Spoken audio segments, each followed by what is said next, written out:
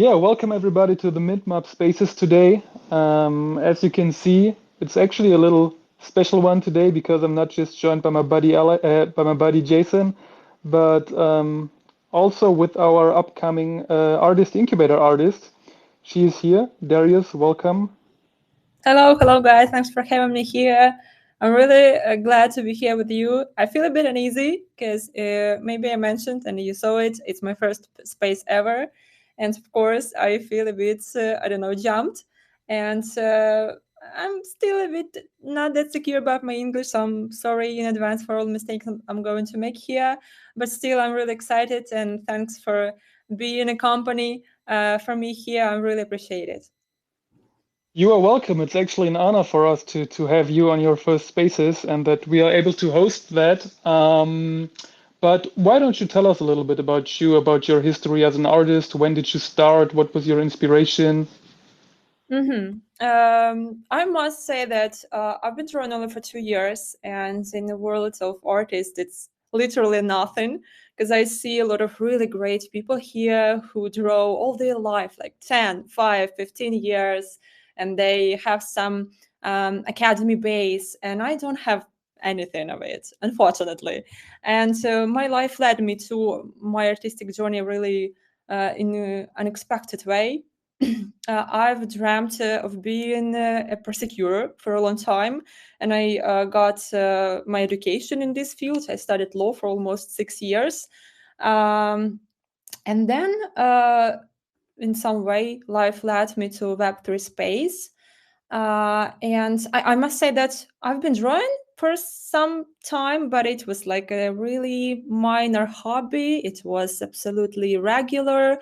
And I can't say that it was like an art, even. I can't call it art. It was like basic sketches, but yeah, really, really seldom. And then I got caught in Web3. And I'm sorry for a bit stuttering here. And first of all my these artistic goals, they started with the really practical and pragmatic aims, because I understood that being an artist or having at least any decent artistic skills here can be pretty beneficial and helpful. And that's why I started drawing more often. I started drawing for projects like fan arts, for supporting them, etc. And then one day I understood that it's something that I truly love, because I understood how cool it is to be a creator. And I decided that it's something I want to do on a regular basis. And thanks to Web3 and all people here and all opportunities that this space can bring, I've managed to accumulate some, let's say, some bank. And it helped me to quit my ERL job and devote myself fully to art and improving my artistic skills. And that's why I'm not that humble, maybe, but I see that in these 2 years, I've been drawing, I made such a huge progress. And if I compare my first arts and now, it's like really a huge difference. And it is possible only because I studied a lot, really. I did my best to improve my skills, to feel free for embodiment of my ideas.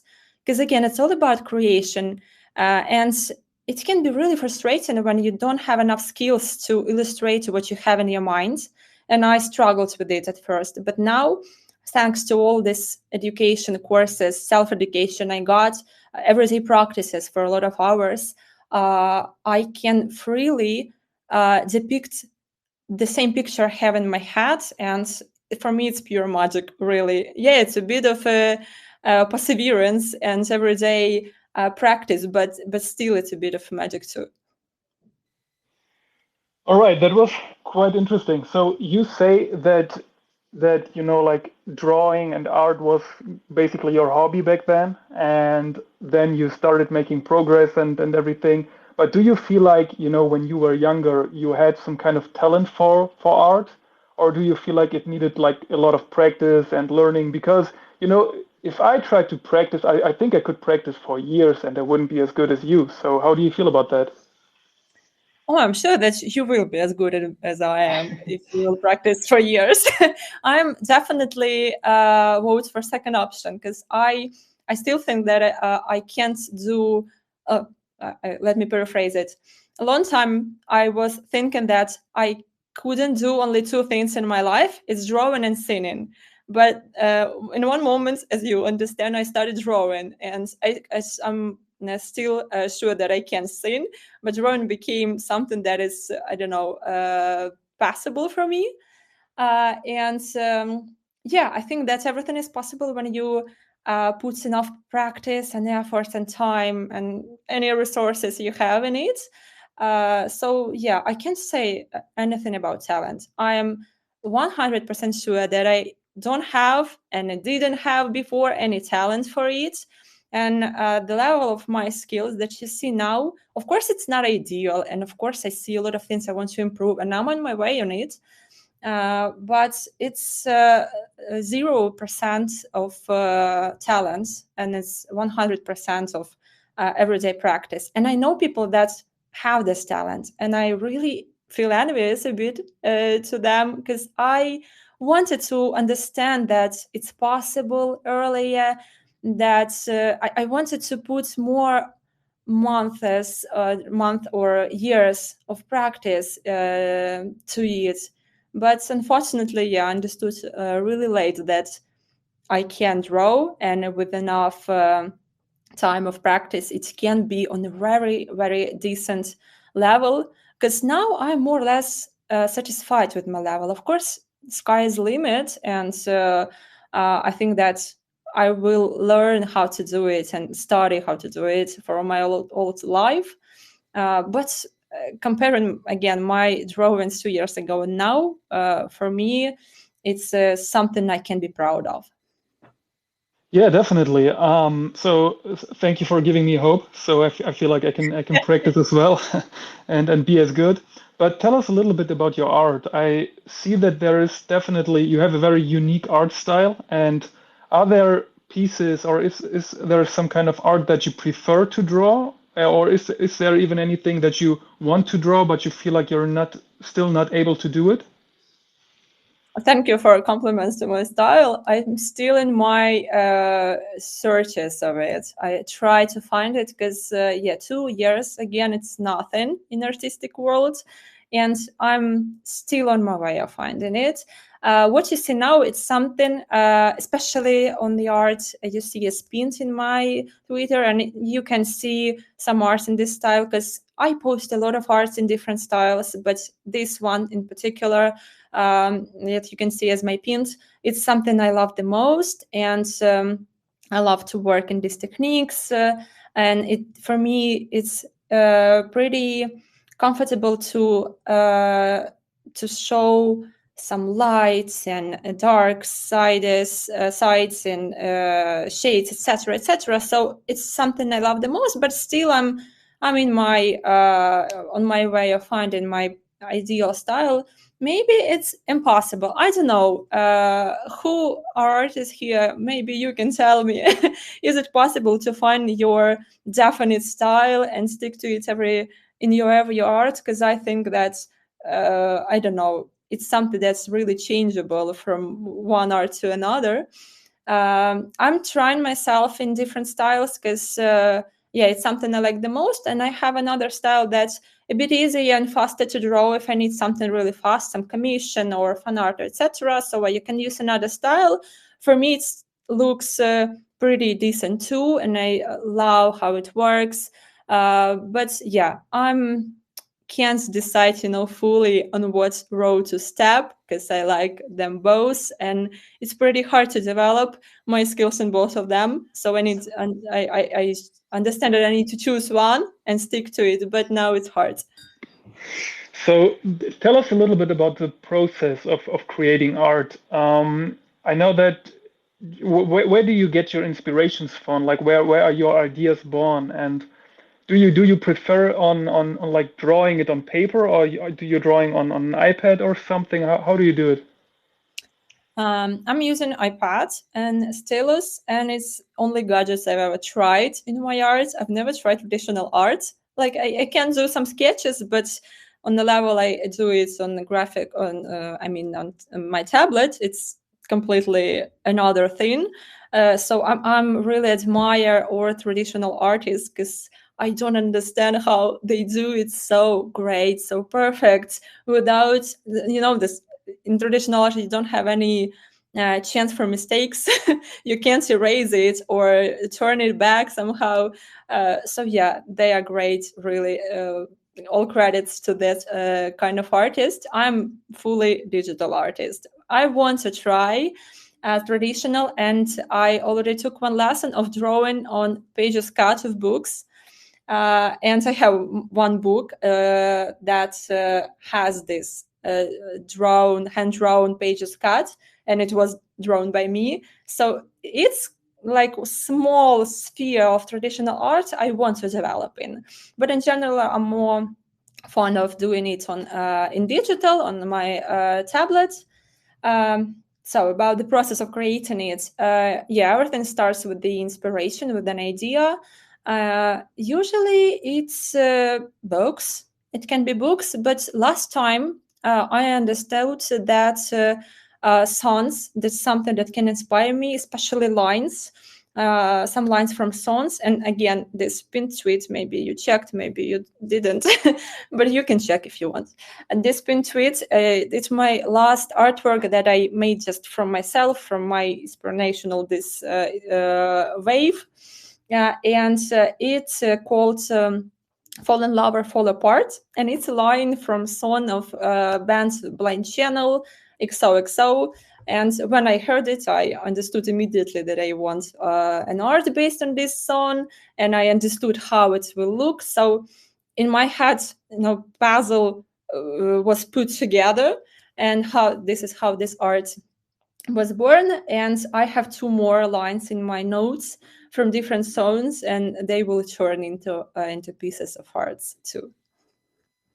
Yeah, that sounds quite interesting. So basically, the music you listen to gives you the inspiration for your art. That's definitely great. But talking of digital art, how was your experience in Web3 and the whole space? You had some collaborations with NFT projects, if I'm right. So how do you feel about that? Oh, Web3 is absolutely magical space for me because it gave me such a lot of connections and opportunities. And I had my usual job. And of course, comparing to that experience, this one, it feels like, I don't know, like heaven, absolute. And it helped me to switch to a full-time digital artist mode. And of course, I like it because working on myself, scheduling all my tasks only by myself, it's something I was dreaming about for a long time. And of course, thanks to Web3 again, that it helped me with it. About my journey here, I don't know, it's such an enormous amount of events here that I can't even describe everything. Here happens my first generative collection. It wasn't launched yet, and I drew it, I don't know, maybe a year ago, and I'm not sure that it will be launched in any time.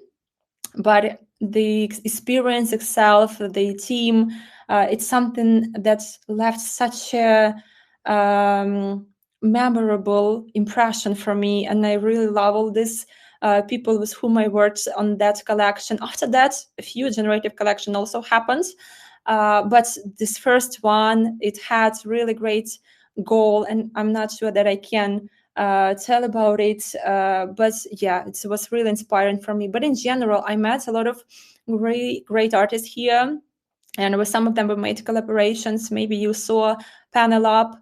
It was a long time ago. I as my pinned too. Maybe I will show you it later. So a lot of things happened here, and for me it's hard to combine everything now, though I'm a bit stressed and hectic. But yeah, sorry, this answer wasn't that definite. It's a bit vague, but yeah, it's all I can say now. I can't pull myself together fully. No, no, it's great. It's great. Thank you. It's actually interesting that you mention working with artists because Jason and I, we've been talking a lot about that, and we've had the experience that it's most of the time pretty difficult to work with artists. Many of them are not really responsive when you talk to them. They are not really reliable. So we highly appreciate the way you work, definitely, and the way Maria, who's on the spaces as well. So we can actually talk about females in Web3, and we know that females are actually the minority in that space. So yeah, what's your opinion on that? What has been your experience? Um, I think that it's honestly speaking a bit easier to be a female in Web3 space again, because of the reason you mentioned that we are minority and we get more attention. I think here, especially when you can show yourself, like I do, like I'm anonymous, and so of course it helps, but. I don't know if I can say that there is another, uh, uh, don't know, priority or a benefit in being female here. Yeah, attention, of course, but still, uh, it's not enough for selling your art, for being a part of projects, for of collaboration, etc., etc. So yeah, it has its benefits, definitely. But in general, I think that we are more or less equal here. And if you have talent, perseverance, etc., uh, you can achieve great goals. And it doesn't depend on your gender. Yeah, definitely. I mean, you actually mentioned it. You're not anonymous, so you have been posting a lot of personal stuff as well. I think you do like dancing, and you post stuff when you're like in the gym and everything. And I think it's pretty normal. I think in the like let's call it normal social media world, these kind of posts usually get more attention and engagement. But do you feel like that kind of like that brings your art to the background on your account, or do you feel like it's still like as important as you want it to be? Mm-hmm. Oh, it's an interesting question. I never thought about it. I think that I don't approach Twitter as a tool for only promoting my art. I just want to be here as myself and show here all sides of my life. Because, for example, dancing, I post dancing here because dancing is another kind of art I do, the same as drawings. So for me, it's pure art, and it's in my another huge passion. And I just can't show you one side of my passion and hide another that it's that significant as the first one. So we just, I don't know, maybe after this space I will think about it more deeply if my personal life here, a part of art, somehow shades my artistic journey. But I'll try I try in general to post more art related content here, but sometimes I just don't have it. It happens because life is pretty fast and I need to combine a lot of things. So it just show you how it looks, how I look in my these days, hectic days, and that's all. But yeah, I really like your question. It's thoughtful for me. Um, what would be interesting to know is, have you been in the NFT world before you got that you presented yourself as an artist? Like, have you been some kind of NFT collector, or did you own a piece, or do you feel like there is a collection out there that you would like to own? Mm, hmm. I don't have any like really significant items in my collections. I have a few arts of other artists, but just about NFT collection, I'm not sure that I can name uh, something really interesting from what I own. And about some desires, wishes of having some. Yeah, maybe I love some of them because of the art, like the gods or yachts or rebels. It's pretty old, but I really love how it looks. I think that I can name a few of them, but yeah, it can be enough. But it's only about art. I'm not that profound in these collections, and yeah, maybe my NFT experience not enough for having a full and profound conversation about it. Okay, that's cool. Before we jump into the Under the Veil collection that you created for us, I just wanted to ask my buddy Jason if he has any questions left. No, it's been nice to listen to people talking today. I haven't had to talk much, which has been it's been a welcome change. And Daria's doing a great job. And yeah, no need to feel nervous. You're among friends. And I do want to say one thing that I thought was really key that you said. This is something that we talk about in the real world a lot, and I talk about it when I'm coaching people and also with my mentors. There's an idea that it takes forever to get good at something. There's this false idea that it takes 10,000 hours, that it takes all this time, that it takes all these years. But the truth is, with about 20 hours of focused work, you can become proficient at just about anything. The problem that we see in the real world is people take 3 or 4 years to get in 20 hours of solid work. They just keep putting it off and putting it off and putting it off. So it's really interesting to hear that you actually put your head down and put the time in to get good at what you do. And you did it in a short period of time or a shorter period of time. And I think that's just proof positive that talent isn't everything, that talent basically unused or untapped into can always be outperformed by someone who's putting in the practice on a daily basis. So I thought that was really key. And if there's any artists or creators or entrepreneurs on here listening to that, that's something that I think is a massive, massive lesson that we could all take from that part of the conversation. Oh, thank you. I definitely agree with you, but I want to mention that sometimes people don't have this opportunity. They don't have this time to put your resources into one action, into one field where you want to improve. Because again, thanks to Web3, I got some bank for a living, and that's why I could leave my aerial job and devote myself fully to art. But I can't imagine my way the same if I still had this aerial job, like from 9 to 5.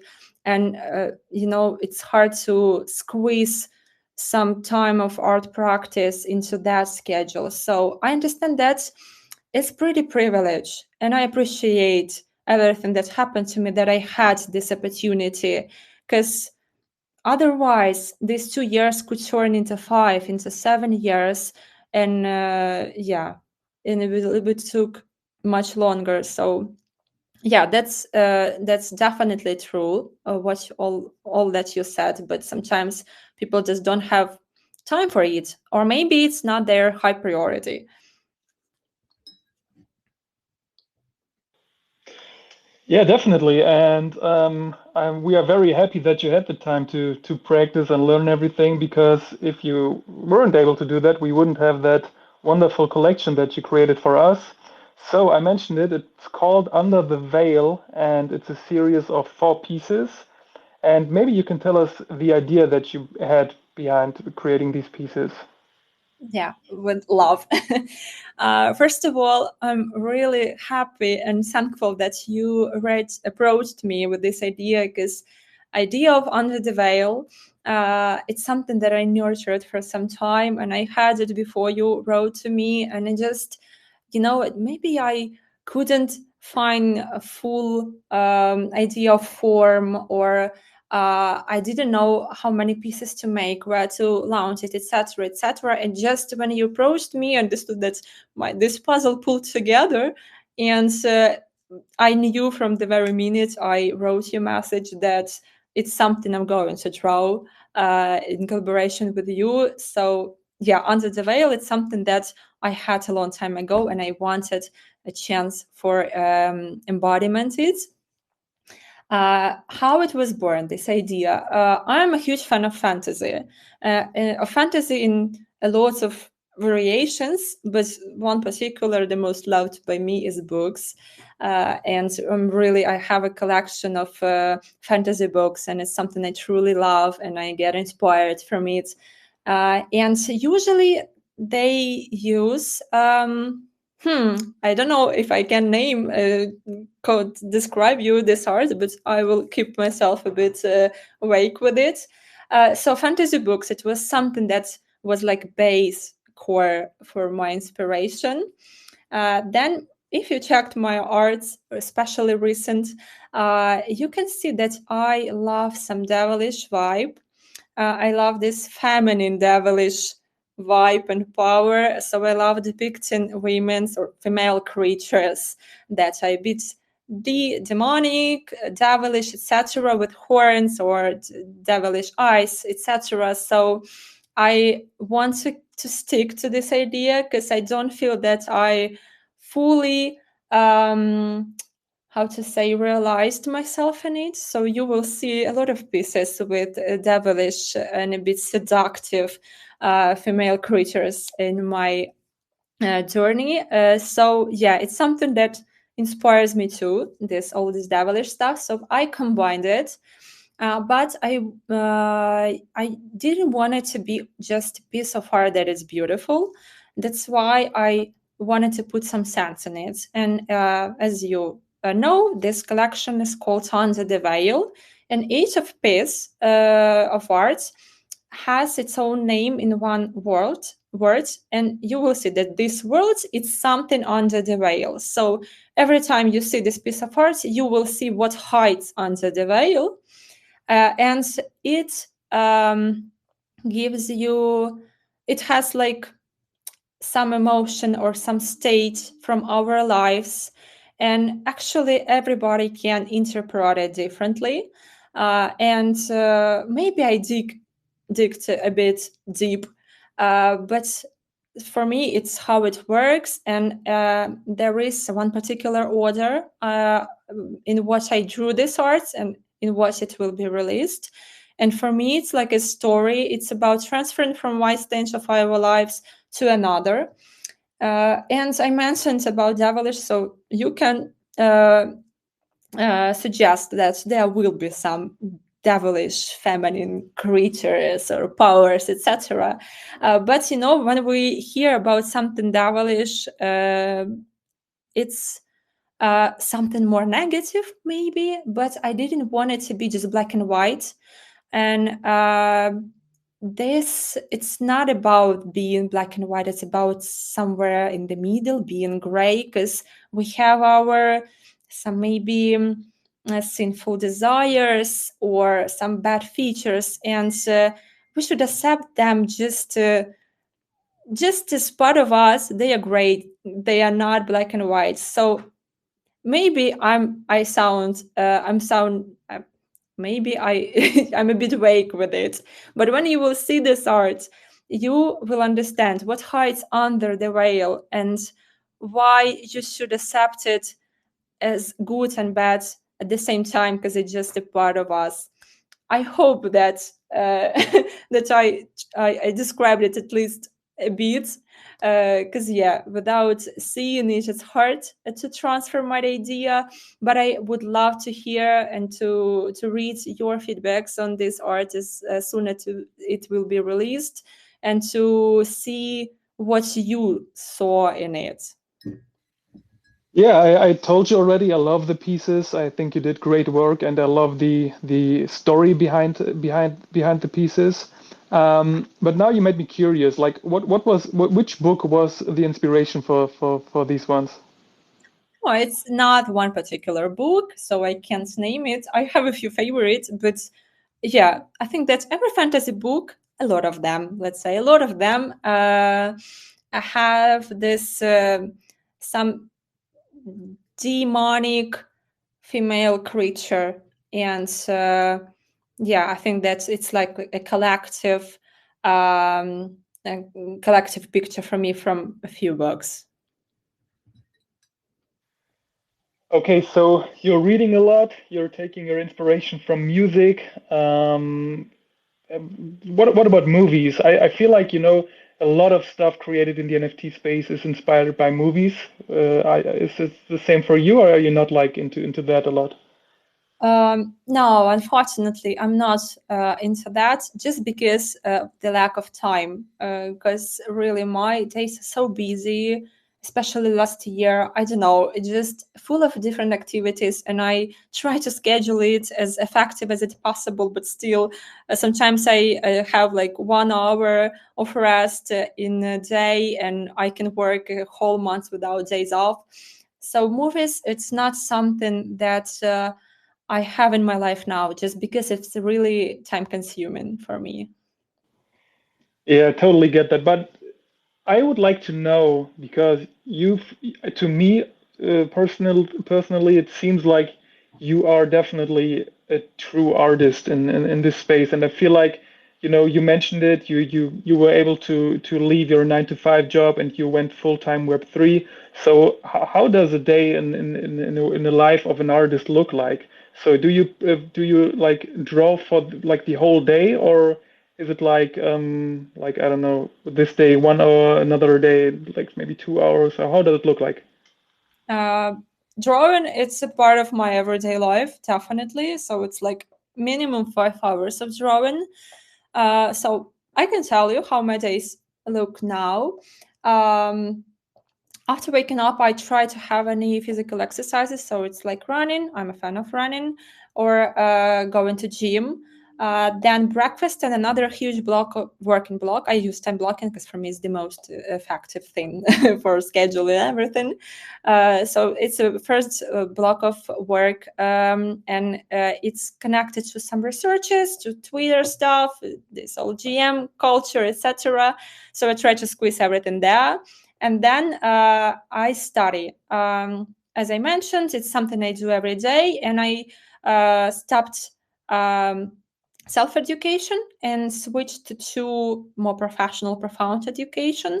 And it's not like 5 days of courses, like 5 days course or set is something.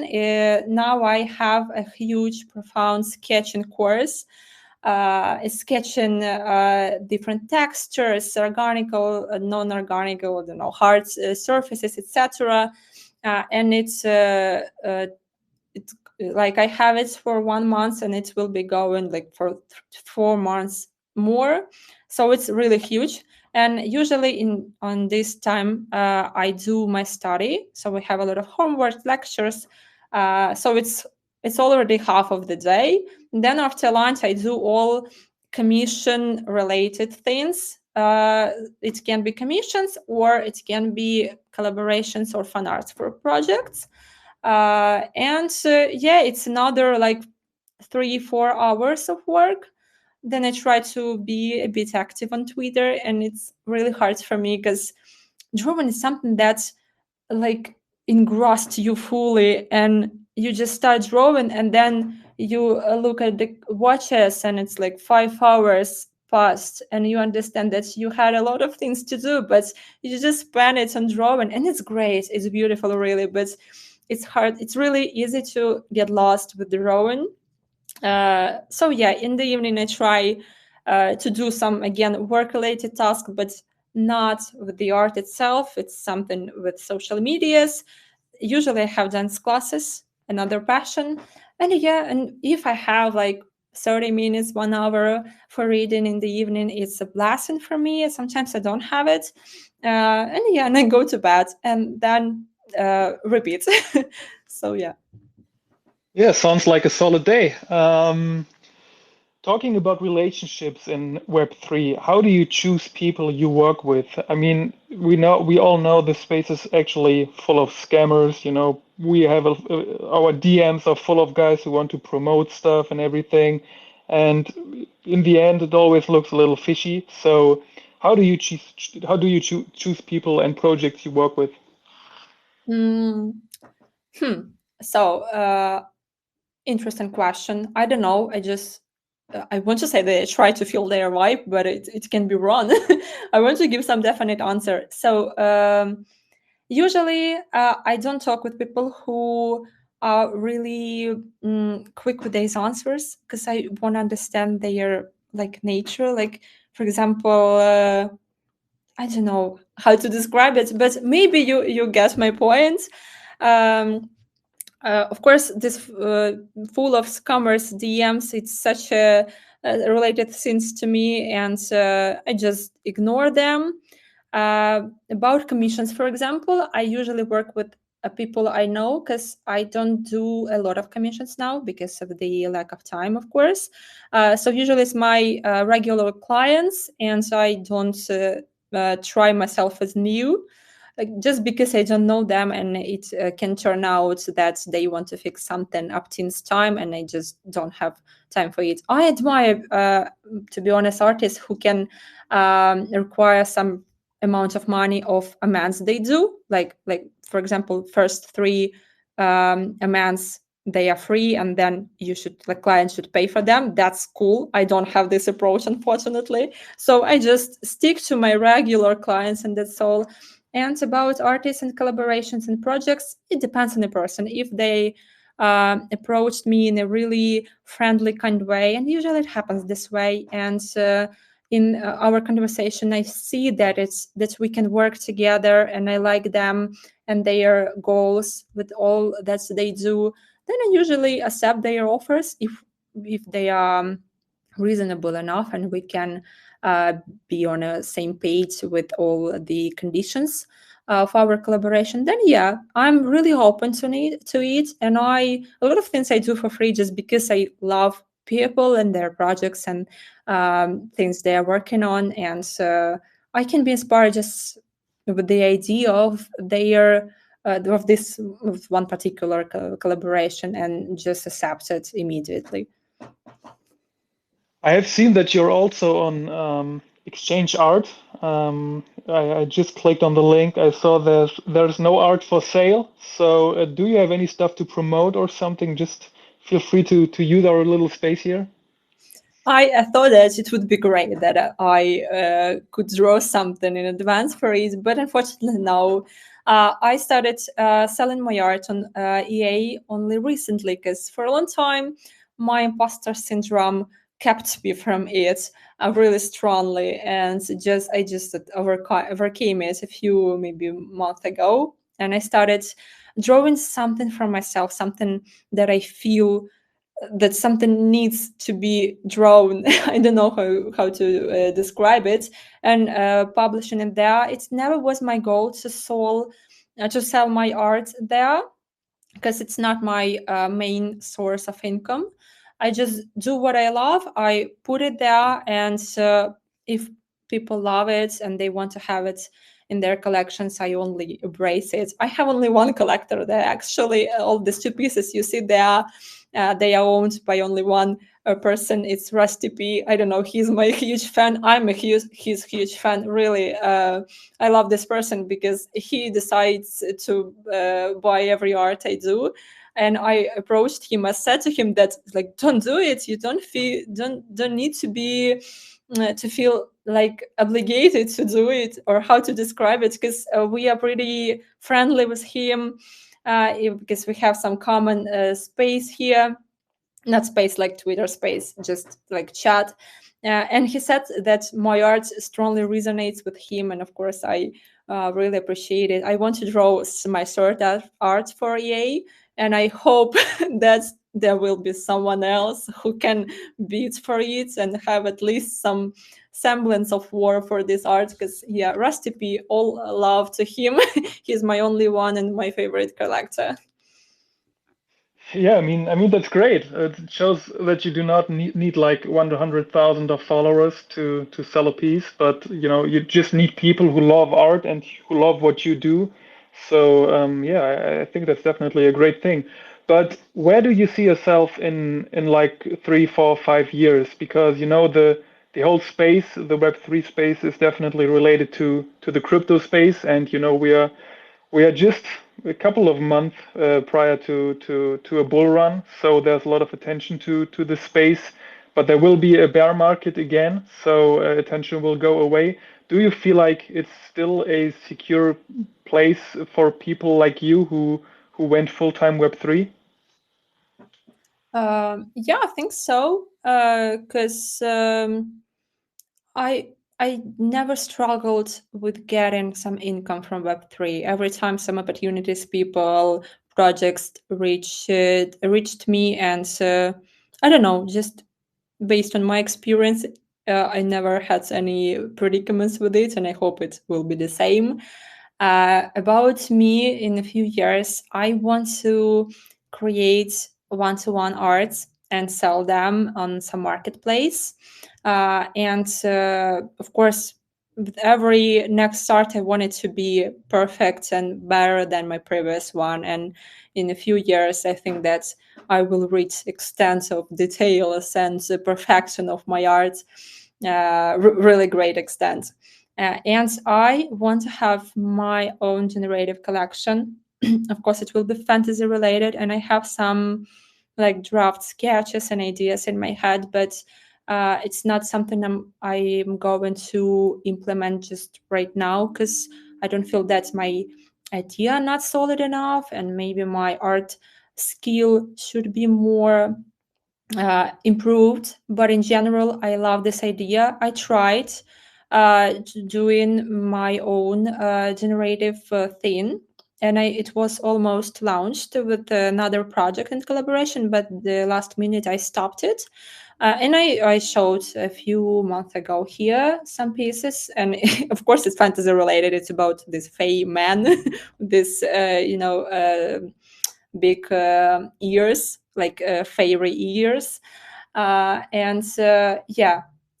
So yeah, that's how I see myself. Really great, time honored one-to-one arts and one solid generative collection, fantasy related, of course. So I think we all agree that Web3 and especially the NFT space needs artists and especially artists like you. But to be honest, artists do not really need Web3. Do you plan on doing something, let's call it in the real world as well? Not now, definitely. If Web3 stops giving me opportunities for growing and for maintaining my life, then of course I will switch to something else. And I love all these game related illustrations. I'm not profound again in this topic, but I see what people do. And my coach on this sketching course, he's doing it for a long time, and he do a lot of illustrations for games and design of characters. So these areas of art, they interest me.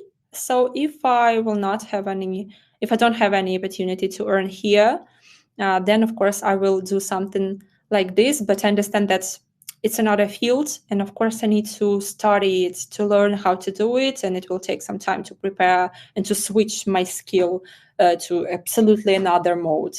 But yeah, these areas really intrigue me. Yeah, but seeing the progress you've done so far, I'm very, very sure you're going to master everything you wish for. One last big thing I want to talk about is it's actually something we've been discussing with other artists as well. Is AI art. What do you think about AI art, and do you feel like it's going to be a threat to real artists? Mm, yeah, in some way, I think that it can be a threat. In general, I use it, and I can admit it. I think it's okay. I use it as a tool because, again, I can call myself a beginner in artistic because, again, 2 years it's nothing, and sometimes it helps me to get great color palette or to understand some shading. So, of course, I never just trace it, or I don't know how, or just publish AI art. No, but in some way it can be a great tool for improving, for starting, and I use it. But in general, yeah, it can be a threat because I see, again, let's get back in my another passion, reading. I'm a great fan of physical books, not these e-versions. And I see a lot of AI arts on covers of books in bookshops, and it's something that makes me so sad because I know a lot, like a numerous amount of great artists that make illustrations for books, and it's something I want also to come to illustrate fantasy books. I think it's such a tremendous work, and I know that these people can do it and they have time for it, but I don't know why these authors or publishing houses, they choose AI art instead of taking a commission from another artist who can do it much more better. So yeah, I think that it's a threat. Of course, it's not something that eliminates artists and our crafts in general, but it can undermine it, definitely.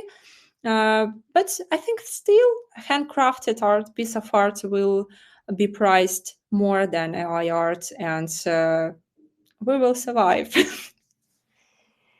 Yeah, definitely. I mean, in the very beginning of AI art, I think you could almost always say that it's AI or not, because you just mentioned it. You see a lot of AI art on book covers, and in the very beginning, the AI art wasn't perfect. Like most of the persons had like 8 fingers and I don't know what. But do you feel like you can say if it's AI or not Yeah, nowadays? yeah, I definitely can do it. Sometimes other people can't say, like my friends, etc. I feel obligated to persuade them that it's AI to show them some proofs, but I can say it. I hope that it will be the same because I don't want it to be improved to the extent when I can't see any differences between handcrafted art and AI art. But now it for me it's in most cases, it's pretty obvious that it's AI. We have had some guys, and we also have some guys in the community doing some AI art, but it's always interesting to talk to someone who's like drawing by hand. Do you feel like AI artists deserve like the same kind of appreciation for their art? Now, I hope that I wouldn't be beaten for it, etc. I can't even understand fully this phrasing, like AI artist, because for me, artist it's about handcrafting something, and AI it's prompting something. So yeah, I don't judge them, maybe, but yeah, it's a really debatable topic. But I don't understand this artists too, because for me they are not artists. They can call themselves as they want, but and I understand that it's a great skill to have and to improve, because prompting for me is something so I don't know, difficult. I can't do it properly. I just type the same thing I use in my life, like without any numerous words, details we usually should give an AI to get a perfect image. I don't understand how to do it. So yeah, I respect their this acquired skill, but it's not artistic skill for me. Yeah, I totally get your point of view. I feel like it's definitely a different thing if you hand draw something or if you just type in a prompt. But I also have like I know that some people actually spend a lot of time on like creating these pieces. Like typing in several prompts for like hours and hours until they are satisfied. And I think we should just try to see it as like two different things and try to appreciate both. Yeah, definitely. But we shouldn't equate it to artistic activity, to artistic skills. Yeah, exactly.